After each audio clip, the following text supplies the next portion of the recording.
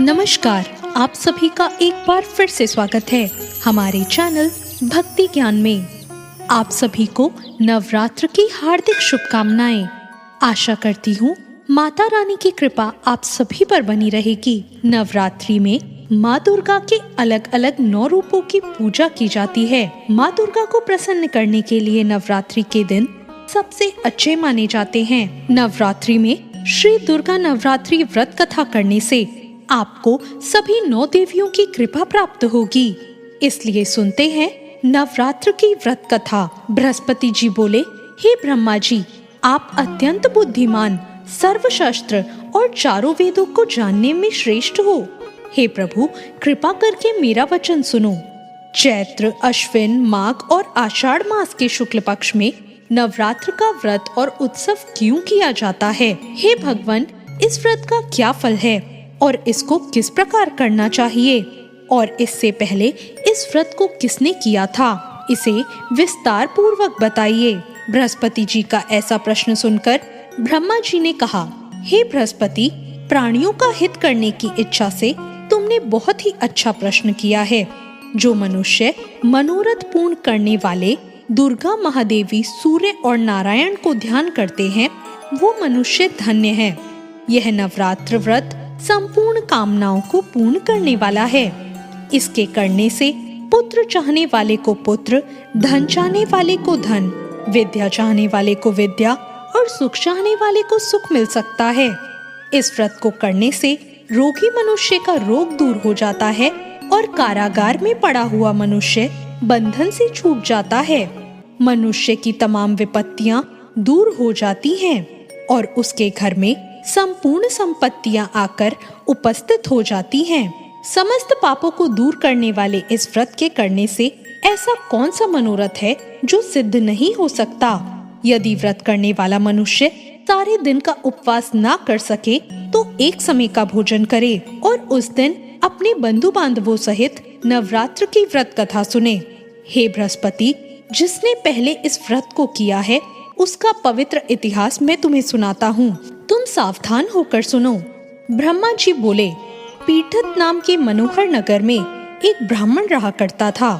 वो भगवती दुर्गा का बहुत बड़ा भक्त था। उसके यहाँ संपूर्ण सद्गुणों से युक्त, मानो जैसे ब्रह्मा की पहली रचना हो, ऐसी सुंदर सुमति नाम की एक कन्या पैदा हुई।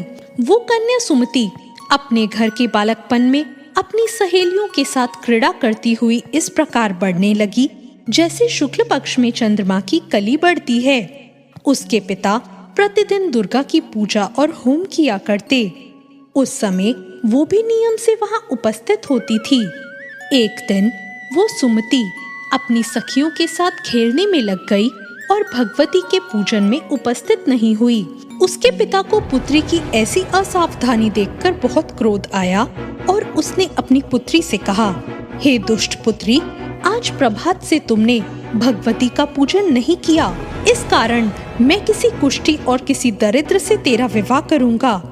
पिता के इस प्रकार कुपित वचन सुनकर सुमति को बहुत दुख हुआ और वो अपने पिता से कहने लगी, हे पिताजी, मैं आपकी कन्या हूँ और मैं सब तरह से आपके अधीन हूँ। जैसी आपकी इच्छा हो वैसा मेरा विवाह कर सकते हो। होगा वही जो मेरे भाग्य में लिखा है। मेरा तो इस पर पूर्ण विश्वास है। मनुष्य ना जाने कितने मनोरथों का चिंतन करता है, पर होता तो वही है जो भाग्य में विधाता ने लिखा है। जो जैसा करता है उसको फल भी उसी के कर्म के अनुसार मिलता है, क्योंकि कर्म करना मनुष्य के अधीन है पर फल देना देवता के अधीन है।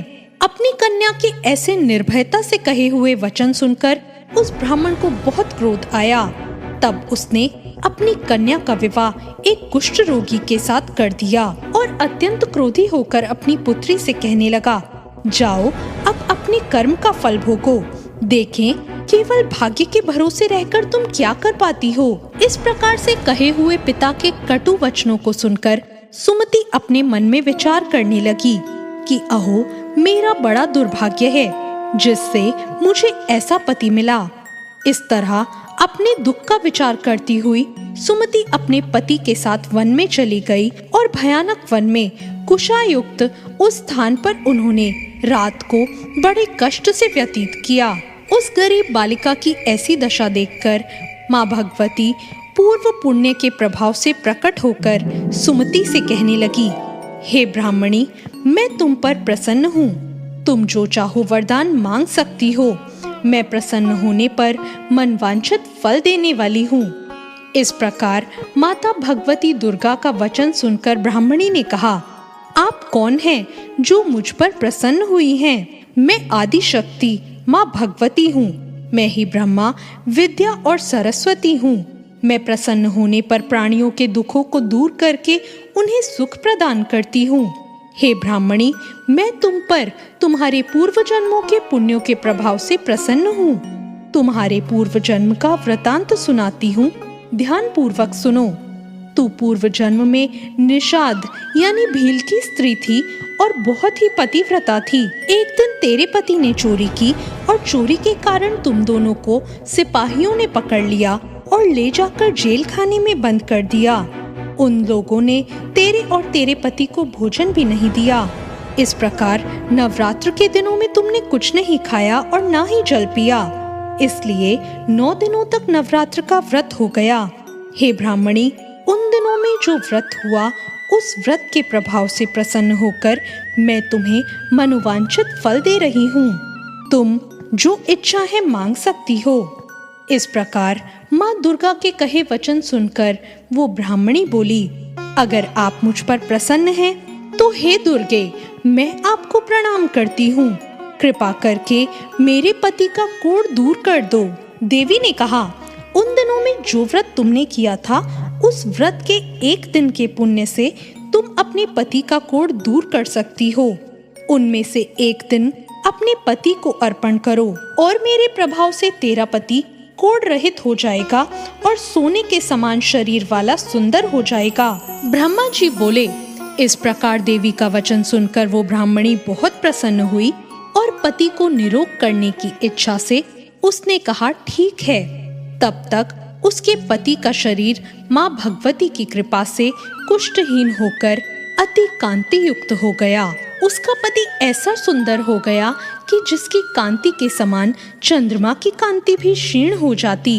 वो ब्राह्मणी पति की मनोहर देह को देखकर देवी को अति पराक्रमी समझने लगी और उनकी स्तुति करने लगी। वो बोली, हे दुर्गे, आप तो कष्टों को दूर करने वाली, तीनों जगत की संताप हरने वाली हो, समस्त दुखों को दूर करने वाली, रोगी को निरोगी करने वाली, प्रसन्न होने पर मनोवांछित फल देने वाली और दुष्ट मनुष्यों का नाश करने वाली हो। आप ही जगत की माता और पिता हो। हे अम्बे, मुझ अपराध रहित अबला का मेरे पिता ने कुष्ठ रोगी के साथ विवाह कर दिया और मुझे घर से निकाल दिया। उनकी निकाली हुई पृथ्वी पर मैं घूमने लगी। आपने ही मेरा उद्धार किया है। हे देवी, मैं आपको प्रणाम करती हूँ। मुझ दीन की रक्षा करो। ब्रह्मा जी बोले, हे बृहस्पति, इस प्रकार उस सुमति ने मन से देवी की बहुत स्तुति की और उसकी स्तुति सुनकर देवी को बहुत संतोष हुआ और देवी ने ब्राह्मणी से कहा, हे ब्राह्मणी, तुम्हारे उदायल नाम के एक अति बुद्धिमान, धनवान, कीर्तिवान और जितेंद्रिय पुत्र शीघ्र ही होगा। ऐसा कहकर देवी ब्राह्मणी से फिर कहने लगी, हे ब्राह्मणी, जो कुछ तेरी इच्छा है वो मनवांछित वस्तु तू मुझसे मांग सकती है।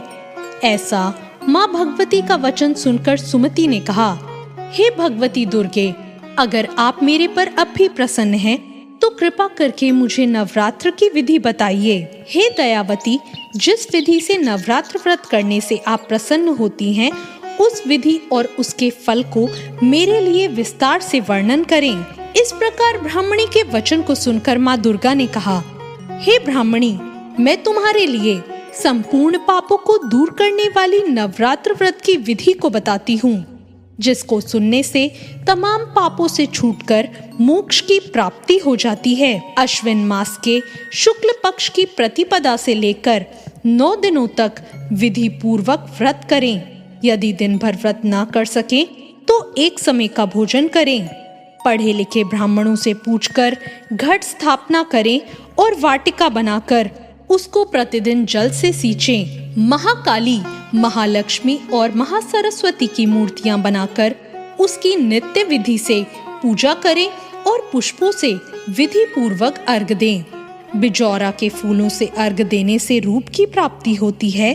जायफल से कीर्ति, दाख से कार्य की सिद्धि होती है। आंवले से सुख, केले से भूषण की प्राप्ति होती है। इस प्रकार फलों से अर्घ देकर यथा विधि हवन करें।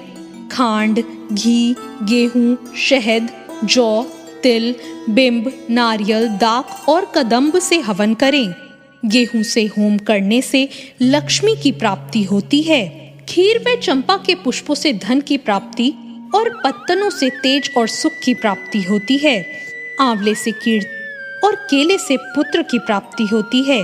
कमल से राज सम्मान और सुख संपत्ति की प्राप्ति होती है। व्रत करने वाला मनुष्य इस विधान से होम कर आचार्य को अत्यंत नम्रता के साथ प्रणाम करे और यज्ञ की सिद्धि के लिए उन्हें दक्षिणा दे।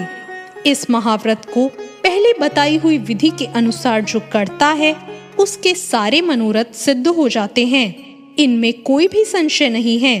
इन 9 दिनों में जो कुछ दान आदि किया जाता है उसका करोड़ों गुना फल मिलता है।